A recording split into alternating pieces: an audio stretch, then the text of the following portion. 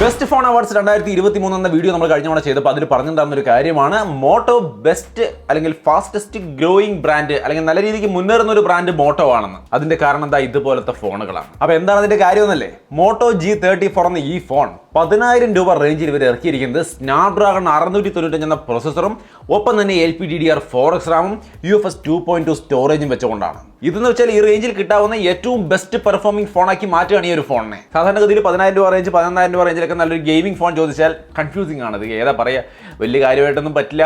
അതിൻ്റെ റിവ്യൂ ചെയ്യുമ്പോൾ തന്നെ നമ്മൾ പൊതുവേ അതിനകത്ത് ടെമ്പിൾ റണ്ണൊക്കെയാണ് കളിച്ച് കാണിക്കുക. BGMI കുറിച്ചൊന്നും മിണ്ടില്ല, കാരണം അതിനുള്ളൊന്നും ഉണ്ടാവില്ല ആ റേഞ്ചിലെ ഫോണുകൾ.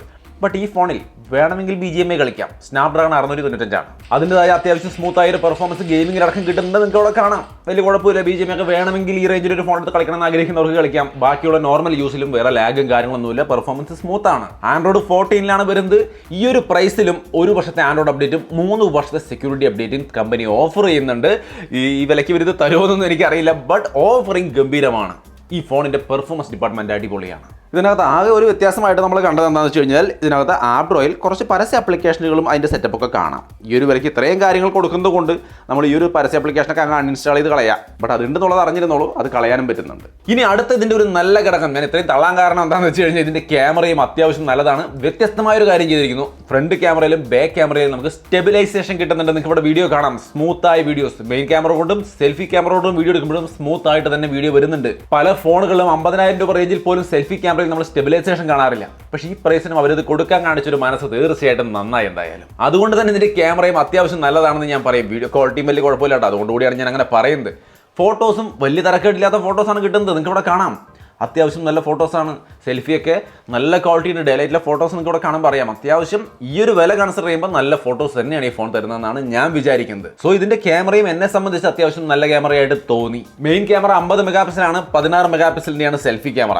സാധാരണഗതിയിൽ ഈ റേഞ്ചിലെ ഫോണുകൾ ഇപ്പോൾ കാണുന്നത് 8 മെഗാ പിക്സലിന്റെ സെൽഫി ക്യാമറയൊക്കെയാണ്. ഇവിടെ 16 തന്നെ കൊടുത്തിട്ടുണ്ട്. കോംപ്രമൈസുകൾ ഇല്ല എന്നർത്ഥം. 5000 mAh ബാറ്ററിക്ക് 20 വാട്ടിന്റെ ചാർജർ കൊടുത്തിട്ടുണ്ടെങ്കിലും 18 വാട്ടാണ് സപ്പോർട്ടിങ്. എങ്കിലും ധാരാളമാണ്. 18 വാട്ടൊക്കെ മതി ആ ഒരു വിലയ്ക്ക്. തീർച്ചയായിട്ടും നല്ലതെന്ന് പറയാം. ഡിസ്പ്ലേ 6.5 ഇഞ്ച് വരുന്ന IPS LCD ഡിസ്പ്ലേ ആണ്. 120 ഹെർട്സിന്റെ റീഫ്രഷ് റേറ്റുള്ള ഡിസ്പ്ലേ ആണ് കൊടുത്തിരിക്കുന്നത്. തീർച്ചയായിട്ടും നല്ല ക്വാളിറ്റി ഡിസ്പ്ലേ ആണ്. പക്ഷേ ഡിസ്പ്ലേയുടെ ഭാഗത്ത് ചെറിയ കോംപ്രമൈസ് വന്നിട്ടുണ്ട്. നിങ്ങൾക്ക് ഇവിടെ കാണാം.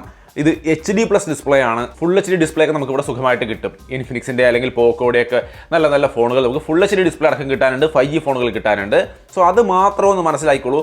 ഈ ഒരു വിലയ്ക്ക് ഇതാണ് ഇതിൽ കോംപ്രമൈസ് ആയിട്ട് കൊണ്ടുവന്നിരിക്കുന്ന കാര്യം. അതേപോലെ തന്നെ ബ്രൈറ്റ്നസ് 500 നിറ്റ്സേ കൊടുത്തിട്ടുള്ളൂ. 11,000 ഫോണാണ്. ബ്രൈറ്റ്നസ് അത് വേണമെങ്കിൽ ഓക്കെ എന്ന് പറയാം നമുക്ക്. എന്നാലും മൊത്തത്തിൽ ഡിസ്പ്ലേയുടെ വേറെ കുഴപ്പങ്ങളൊന്നുമില്ല. ആ ഒരു ഫുൾ HD കുറവ് മാത്രമേ ഉള്ളൂ കേട്ടോ. ഞാനത് കൃത്യമായിട്ടൊന്ന് മെൻഷൻ ചെയ്തേ ഉള്ളൂ. മാത്രവുമല്ല ഡുവൽ സ്റ്റീരിയോ സ്പീക്കർ അടക്കം ഈ ഒരു പ്രൈസിന് മോട്ടോ ഇതിനകത്ത് കൊടുത്തിരിക്കുകയാണ്. സാമ്പിൾ ഒന്ന് കേൾപ്പിച്ചു തരാം.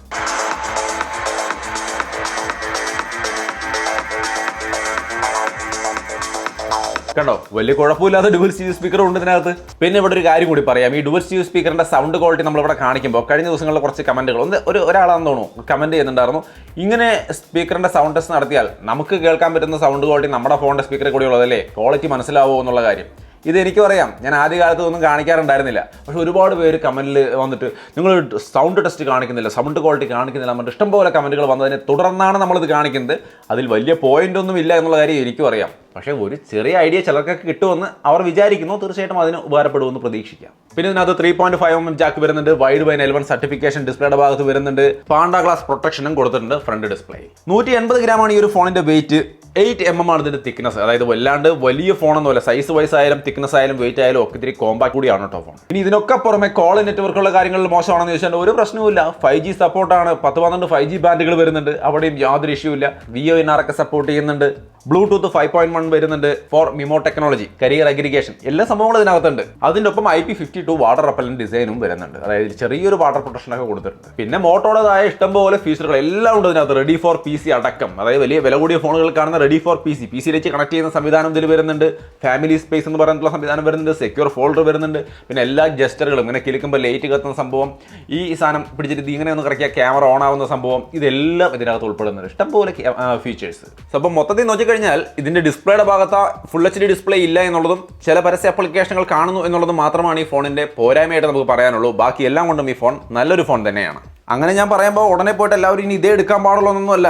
നിങ്ങൾക്ക് ഇവിടെ ഇൻഫിനിക്സിൻ്റെ ഫോണുകളുണ്ട്, റിയൽമിയുടെ, റെഡ്മിയുടെ എല്ലാ ബ്രാൻഡുകളുടെയും, എന്തിന് സാംസങ്ങിൻ്റെ വരെ ഫോണുകൾ ഈ റേഞ്ചിലുണ്ട്. സോ എല്ലാം കണ്ടു നോക്കിയിട്ട് നിങ്ങൾക്ക് ഏതാണോ പറ്റിയതെന്ന് നോക്കിയിട്ട് അത് മാത്രം ചൂസ് ചെയ്യുക. ഞാൻ ഈ ഫോൺ മൊത്തത്തിൽ നന്നായിരിക്കുന്നു ഈ വിലയ്ക്ക് എന്ന് മാത്രമാണ് ഇവിടെ പറഞ്ഞു വെക്കുന്നത്.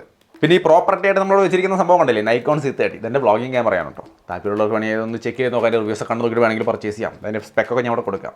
സംഗതി അത്യാവശ്യം നല്ല ഐറ്റമാണ്, നല്ലതായതുകൊണ്ട് ഇവിടെ എടുത്ത് വെച്ചേ ഉള്ളൂ, അതവിടെ നോട്ടെ. സോ ഇപ്പോൾ Moto G34 5G കുറിച്ച് കൂടുതലൊന്നും അങ്ങോട്ട് പറഞ്ഞ് പരത്തുന്നില്ല, ഇത്രയും പോരെ. 11000 രൂപയ്ക്ക് സംഗതി കൊള്ളാം. അത്രേ ഉള്ളൂ നമ്മുടെ Moto G34ൻ്റെ വീഡിയോ. ഇഷ്ടപ്പെട്ടാൽ ലൈക്ക് ചെയ്യാനും ഷെയർ ചെയ്യാനും മറക്കണ്ട. നമുക്ക് വീണ്ടും മറ്റൊരു വീഡിയോയിൽ കാണാം.